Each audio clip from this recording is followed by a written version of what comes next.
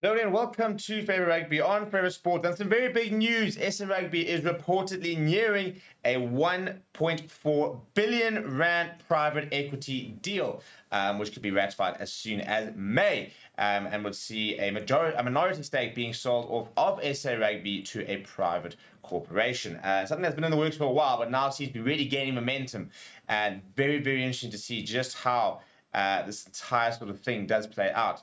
And very interested to see what the reaction is going to be as well, because a lot of people are quite against the concept of, selling a share of SA Rugby. But at the end of the day, in terms of the financial situation we find ourselves in the modern era, and if you've been following, the financials of SA Rugby in the last couple of years, they are being propped up by broadcast rights, by SuperSport, for example, by an incredible amount, and are so reliant on them to be functional.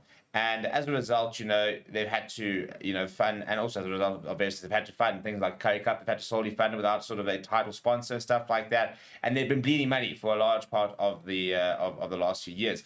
And this opportunity is one to try and work on the financing and to try and find a way to make SA a bit more financially viable moving forward. And apparently, this is going to see a lot of money being sort of reinvested into the amateur game. So in theory, it could be a really good thing as long as it's done correctly. Now, before we get into some of the details, talk about some of the figures and exactly how this might work, please do smash the like on the video. Please do subscribe to the channel as well. Right, so apparently, they are nearing a significant agreement with Ackerley Sports Group, which is an American-based group, which is poised to secure 1.42 billion rand or $75 million worth of investment.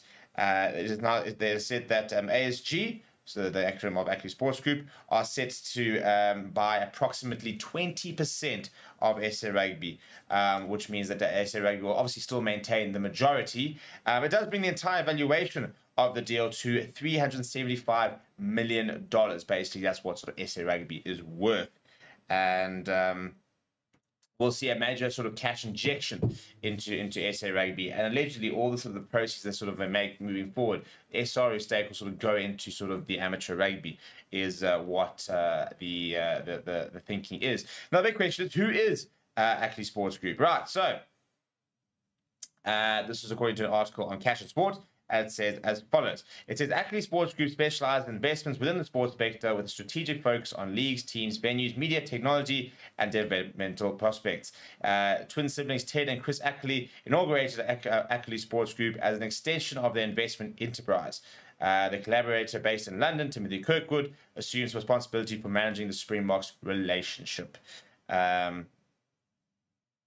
Apparently, this is a quote from Kirkwood saying, in almost any sporting domain worldwide, the Springboks' enduring success stands out remarkably.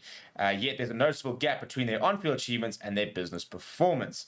So basically saying that, obviously, we're world champions, one of all times, most successful team of all time type thing, but our business and our sort of the revenue, for example, is not reflecting this.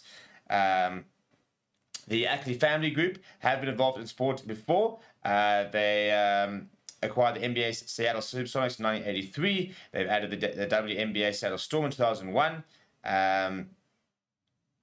recently, and they also have investments in Leeds United, the 49ers Enterprise, as well as stakes in the Major League Rugby club Seattle Seawolves. So they have been involved in sports teams before.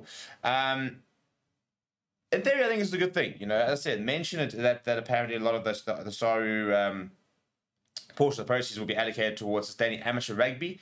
Apparently, that has been a sort of a major sort of driving factor. The fact that this is going to help us fund the broader rugby landscape and make sure that we don't have you don't have to worry so much about funding our bigger teams, that we just don't have money to fund club rugby, for example, or provincial rugby and stuff like that. So on paper, this is one of those things that could be really successful. Like some people sit there saying, "Oh, you're selling your soul for greed, etc., etc." I think the reality, especially in the modern era, the All Blacks have been close to securing an equity deal, and moving forward, it's just kind of the way things are going at the moment. Things are incredibly expensive, and it becomes difficult to sustain things as it is. So having this kind of cash injection, we're very interested to see what it does.